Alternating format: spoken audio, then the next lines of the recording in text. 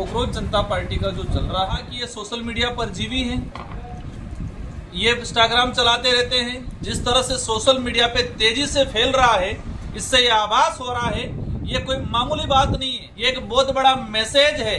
ये मैसेज ये है और इससे ये स्पष्ट होता है कि देश का पढ़ा लिखा युवा सरकारों के खिलाफ है। मेरे प्रयासों से 886 करोड़ का प्रोजेक्ट सैंक्शन हुआ पेयजल का। आप डिलिमिटेशन कराओ और डिलिमिटेशन के बाद महिला रिजर्वेशन जो लागू करने का पूर्व में प्रावधान तय हो चुका है उसको ही आप इंप्लीमेंट करो। इस बात को लेकर हमने बात रखी, लेकिन ऑल ओवर ये माहौल बनाया गया कि ये महिला विरोधी है।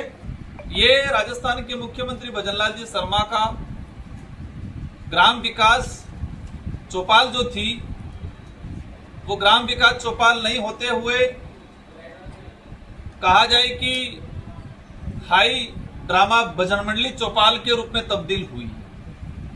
एक हाई ड्रामा जो कहा जाता है कि ये योजनाबद्ध तरीके से एक जो ड्रामा सेट किया गया था और उस ड्रामे से ये शो करना चाह रहे थे कि हम राजस्थान के हितैषी हैं, दक्षिणी राजस्थान आदिवासी बाहुल्य क्षेत्र के हितैषी हैं, गरीबों के हितैषी हैं। इनका जो टाइटल था और उनका जो उद्देश्य दिखाया गया वो ये था कि हम जनता के बीच में जाएंगे, जनता की भावना को समझेंगे, सुनेंगे और उसका समाधान करेंगे।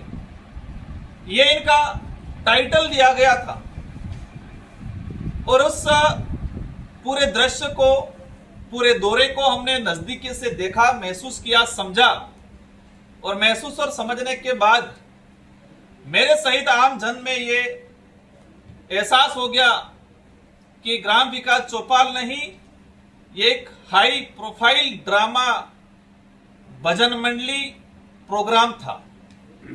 ये बात इसलिए बोल रहा हूं कि पहला लाइन तो ये कि उन्होंने जन सुनवाई जो शब्द था उसका ही अर्थ दूसरा निकाला।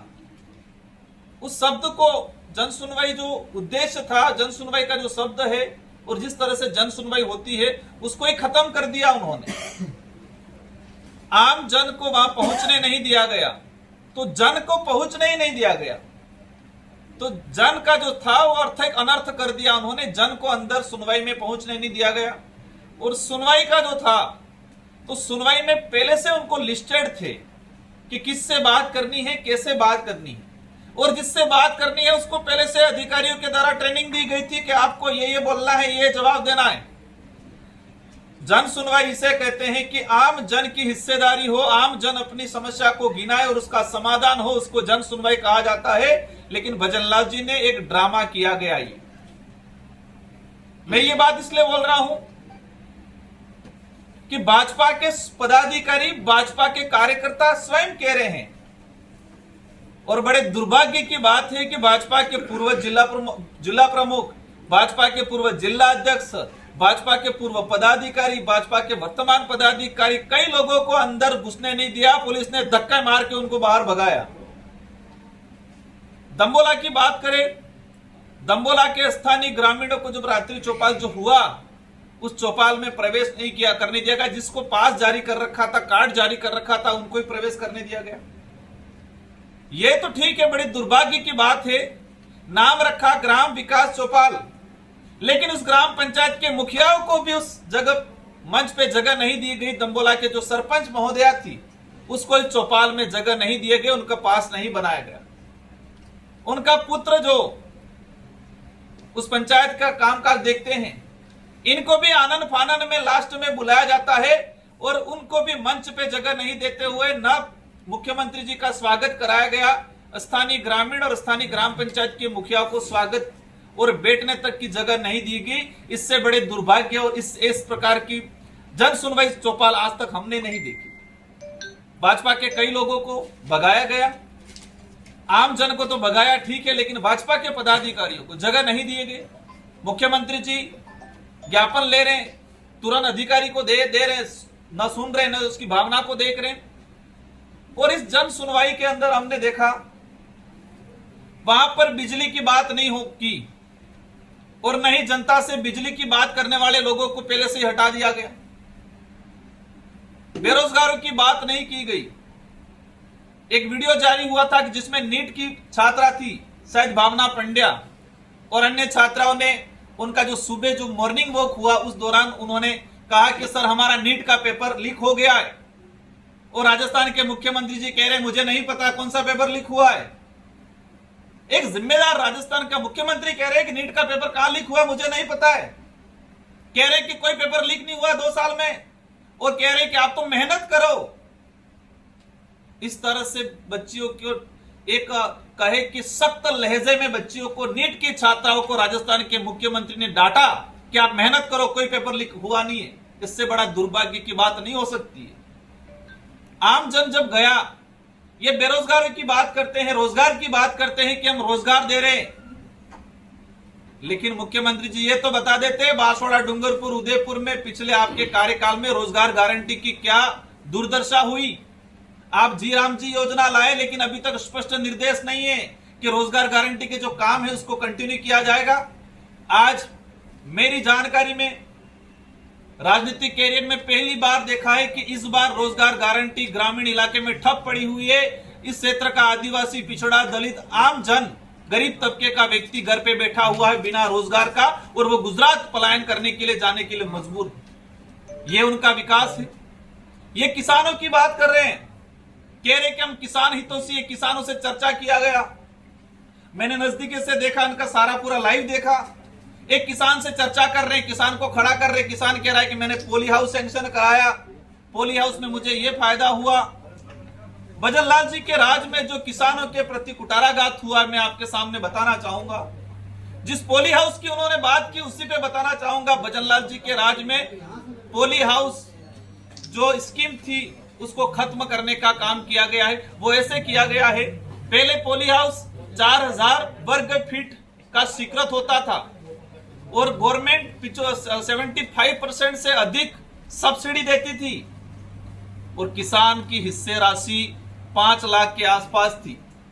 और भजनलाल जी ने अभी साल भर पहले 4000 वर्ग फीट की जो पोली हाउस था उसको घटा के 2000 वर्ग फीट कर दिया गया। जो किसान की हिस्से राशि पहले किसान को 5 लाख रुपए तक देना हो रहा था, आज उसी किसान को उसकी हिस्से राशि बढ़ा के सरकार ने 10 लाख रुपए का बर्डन डाल दिया गया। वो सब्सिडी उन्होंने कम कर दिया, 70% कर दिया, 10% सब्सिडी उन्होंने घटा दी।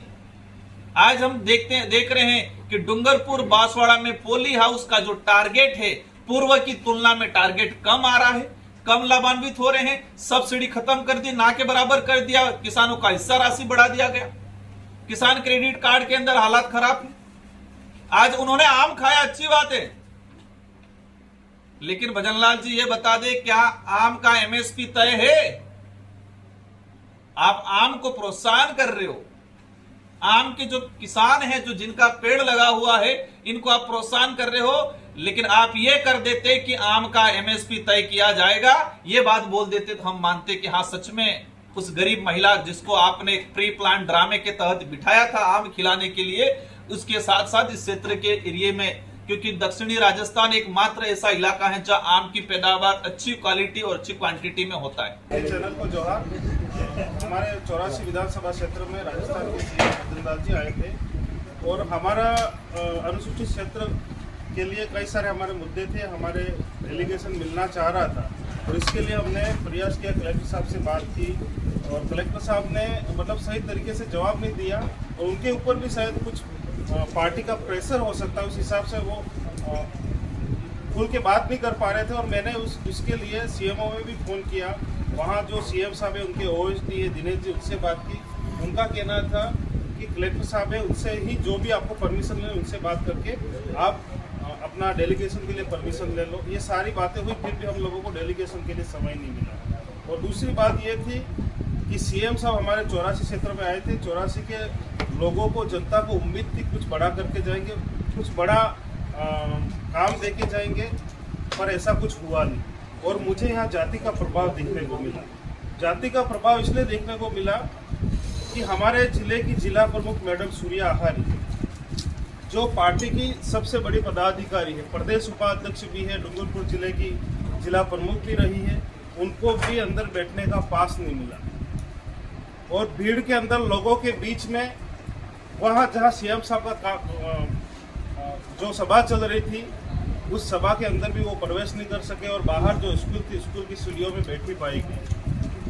तो सीधी सी बात थी यहाँ पर कि एसटी हमारे जो आदिवासी समाज के लोग किसी भी पार्टी में रहे पर जब मुख्य बात होती है या बड़े लोग यहाँ पर आते हैं तो उनको पास नहीं दिया जाता और बाहर सीढ़ियों में धक्का खा रहे थे। और सीएम साहब भी रहे, दम्बोला में रहे और दम्बोला में हर घर पे गए, लोगों से मिले, पर आदिवासी लोगों की क्या समस्या, यहाँ की धरातल की क्या समस्या उन्होंने नहीं सुनी और न ही कोई बड़े वादे करके गए, न ही काम की बात करके गए। आज हम देख रहे हैं कि राजस्थान में कई सारी ऐसी स्कूल है, शिक्षा पे उन्होंने बात नहीं की कि कई सारे स्कूल है जो बंद हो गए और भारत में अपन आंकड़ा देखे तकरीबन इन 10 सालों में 1 लाख स्कूलें बंद हो गई। न इन्होंने शिक्षा की बात की, न रोजगार की बात की, न हमारे इस क्षेत्र में पलायन हो रहे लोग उस पर बात की। और मैंने विधानसभा में सिमलवाड़ा जो अस्पताल है हमारा सबसे बड़ा 84 विधानसभा का, उसमें भी डिमांड की थी कि 150 बेड किए जाए। तो मेरा उनसे भाई वहाँ जब दम्बोला के हमारे जो बीजेपी के कार्यकर्ता है कम से कम हमारे बड़े अस्पताल में ले जाते, वहाँ देखते वहाँ की यहाँ के स्थानीय लोगों की क्या समस्या है, पर उसके लिए भी डिमांड नहीं की। केवल एक ही डिमांड सिमलवाड़ा में नगर पालिका के लिए की, इसके अलावा कुछ भी नहीं की। वो भी ज्ञापन दिया वहाँ के लोगों ने और मुद्दे की कोई बात नहीं हुई थी। केवल वो गर्मियों में भ्रमण करने आए थे और अपने समाज के कुछ लोगों से मिलने के लिए आए थे, उसके अलावा कुछ नहीं था। धन्यवाद। जोहार। ये एक बड़ा आवश्यक इस क्षेत्र के हित में बड़ा मुद्दा है। मैंने अवश्य कहा था और मेरे साथ ही हमारे पार्टी और सामाजिक विचारधारा के लोगों ने एक जल यात्रा निकाली थी। ये आदिवासी बाहुल्य क्षेत्र में इतिहास में पहली बार हुआ होगा कि किसी ने जल यात्रा करेणा से लगा के गेजी काटा तक 60 से 70 किलोमीटर तक जल यात्रा निकाली थी। 4 दिवसीय जल यात्रा हुई। मेरे प्रयासों से 886 करोड़ का प्रोजेक्ट सैंक्शन हुआ पेयजल का। सरकार जैसे चेंज हुई, पूर्व सरकार ने वर्क ऑर्डर दे दिया था, इसके बावजूद भी उन्होंने रोक लगाने का काम किया। और वर्तमान समय में स्थिति ये है कि काम प्रगति पे है, लेकिन डबल इंजन की सरकार में ये काम भी धीमी गति से हो रहा है। तो हम इसी बात को लेकर मुख्यमंत्री जी को भी कहना चाह रहे हैं कि जो कार्य पूर्व सरकार में हमारे समय स्वीकृत हुआ है 886 करोड़ का कडेना से गेजी काटा का प्रोजेक्ट, उसको आपके राज्य में अति शीघ्र कराने का काम करें। ये कार्य प्रगति पे है और बहुत जल्दी ये कार्य हो जाएगा। मुख्यमंत्री ने सभा में एक बात कही, पास वाले को नौकरी दिलाएंगे, वादा किया था सर आपने, 5 पास को भी नौकरी दिलाएंगे। कांग्रेस और बीजेपी के जो नेता हैं, पदाधिकारी हैं, इनको कभी 5वीं अनुसूची का जानकारी नहीं था। तो हमने 5वीं और 6ठी अनुसूची कहा जो संविधान में नहीं थे, जिसके तहत यहाँ पर विशेषाधिकार मिले हैं, उस 5वीं और 6ठी अनुसूची को उन्होंने 5वीं पास और 6ठी पास समझ लिया है। अब इसमें हम क्या कर सकते हैं? हम प्रयास करेंगे कि नेताओं को 5वीं पास को 5वीं अनुसूची रटाने का काम करेंगे हम लोग। एक मुख्यमंत्री ने बात कही सभा के दौरान कि नारी शक्ति वंदन अधिनियम जो है, नारी महिलाओं को आगे बढ़ाने की बात थी, उसका आप विरोध कर रहे हैं। केंद्र में जब कांग्रेस के साथ आप खड़े रहे, परिवारवाद के साथ खड़े रहे आप। केंद्र सरकार पश्चिम बंगाल और तमिलनाडु चुनाव को मद्देनजर रखते हुए एक नारी वंदन अधिनियम जो लाई 2026, इस अधिनियम में यह था कि महिलाओं को 33% रिजर्वेशन दिया जाए विधानसभा और लोकसभा में। इसी बिल के साथ उन्होंने 3 बिल और कंबाइन कर दिए, एक जनगणना संबंधित, दूसरा डिलिस्टिंग से संबंधित, जो विधानसभा लोकसभा परिसीमन को लेकर। मैं आपके माध्यम से इस क्षेत्र की जनता को इस विषय के ओर ध्यान आकर्षित कराना चाहूंगा, जो वर्तमान भ्रमित हो रहे हैं। महिलाओं के रिजर्वेशन के खिलाफ इंडिया गठबंधन ने सहयोग किया, राजकुमार ने सहयोग किया, ये भ्रम फैलाया जा रहा है। मैं क्लियर करना चाहूंगा कि महिलाओं के रिजर्वेशन को लेकर 2024 में ही बिल आ चुका था। 33% रिजर्वेशन का कानून पहले ही बन चुका था और उसमें यह था कि आगामी जनगणना और परिसीमन के बाद 33% रिजर्वेशन लागू कर दिया जाएगा। ये नारी वंदन अधिनियम से पूर्व जो महिला रिजर्वेशन आया उसमें यह प्रावधान था। प्रावधान क्या था? कानून आ गया था और कानून में शर्त यह थी कि आगामी जनगणना और जनगणना के बाद डिलिमिटेशन और डिलिमिटेशन के बाद 33% रिजर्वेशन लागू कर दिया जाएगा, ये प्रावधान था। अब इस सरकार ने ये वापस नारी बंधन अधिनियम कानून जो बिल लाई जो गिर गया, इसमें उन्होंने ये कर दिया कि जनगणना पूर्व की जनगणना के आधार पे लागू कर दिया जाएगा। मतलब 2011 की जनगणना के आधार पे लागू करने के लेको ये बिल लेके आए, डिलिस्टिंग से पूर्व लागू करने को लेके बिल लेके आए। तो उस बात का विरोध किया हमने कि आप जनगणना कराओ, आप डिलिमिटेशन कराओ और डिलिमिटेशन के बाद महिला रिजर्वेशन जो लागू करने का पूर्व में प्रावधान तय हो चुका है उसको ही आप इंप्लीमेंट करो। इस बात को लेके हमने बात रखी, लेकिन ऑल ओवर ये माहौल बनाया गया कि ये महिला विरोधी है। अब महिला विरोधी बात आ गई तो मैं कहना चाहूंगा कि भाजपा के संगठन में और भाजपा जब विधानसभा और लोकसभा की टिकट बंटवारा करती है तो 15 से 20% मतलब 15% से भी कम जगह उन्होंने टिकट देने का काम किया है। यही नहीं, आदिवासी इलाके के अंदर राज्यविका की महिलाओं को ये संख्या बल के रूप में यूज करते हैं, लेकिन राज्यविका की महिलाओं की सुविधा कहाँ है? जहां पर मीटिंग करती है वहां पर शौचालय नहीं है, बैठने की जगह नहीं है, 500-500 महिला इकट्ठी होती है खुली जगह पर, झाड़ियों में उनको शौच के लिए जाना पड़ता है। ये है भाजपा का कथनी और करनी में। महिलाओं का सम्मान का नाम लेके महिलाओं को वोट बैंक की राजनीति कर रहे हैं ये लोग, वास्तविक महिला हितैषी नहीं है ये। कोकरोच जनता पार्टी का जो चल रहा है इसका हमें ऐतिहासिक पृष्ठभूमि को खंगालना पड़ेगा।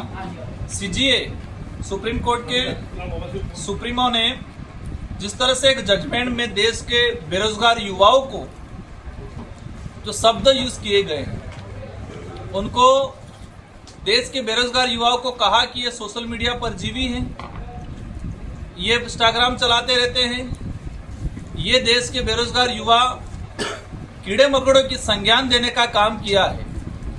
एक दुर्भाग्यपूर्ण है कि देश के युवा जो हमारे आने वाले भविष्य निर्माता हैं, इस देश की रीढ़ की हड्डी है, और देश के युवाओं के लिए सुप्रीम कोर्ट के जो चीफ जस्टिस है इस तरह से अमर्यादित भाषा का उपयोग करते हैं। इसी का परिणाम नजर आता है कि कॉकरोच जो देश के समझदार पढ़े लिखे जो युवा है, सोशल एक्टिविस्ट है, उन सब ने मिलके मैं जहाँ तक समझ रहा हूँ कि एक कॉकरोच का नाम देके मैं भी पढ़ रहा हूँ, सुन रहा हूँ, कह रहे हैं कि आपने गंदगी फैलाई इस देश में, कीचड़ फैलाई और उस कीचड़ में कॉकरोच पैदा हुए हैं, तो ये कॉकरोच ही देश की गंदगी और गंदगी फैलाने वालों को खत्म करेंगे। ये एक ऐतिहासिक विषय है क्योंकि 4-5 दिन के अंदर ही कांग्रेस और बीजेपी नेशनल पार्टियों से भी ज्यादा, इनके मिलियनों में लगभग शायद 20 मिलियन के आसपास जिस तरह से सोशल मीडिया पे तेजी से फैल रहा है, इससे ये आभास हो रहा है ये कोई मामूली बात नहीं है, ये कोई मामूली घटना नहीं है, ये एक बहुत बड़ा मैसेज है। ये मैसेज ये है और इससे ये स्पष्ट होता है कि देश का पढ़ा लिखा युवा सरकारों के खिलाफ है, और इसमें किसी पार्टी विशेष का नहीं, बीजेपी से जुड़ा हुआ युवा भी कांग्रेस को सपोर्ट करा रहा है, कांग्रेस से जुड़ा हुआ भी कर रहा है, क्योंकि युवाओं की बात आ गई थी। और ये आज देश का इतिहास देखेंगे, विश्व का इतिहास देखेंगे कि जब युवाओं पे बात आती है तो युवा तख्ता पलटते हैं, और ये तख्ता पलटने का संकेत हो सकता है।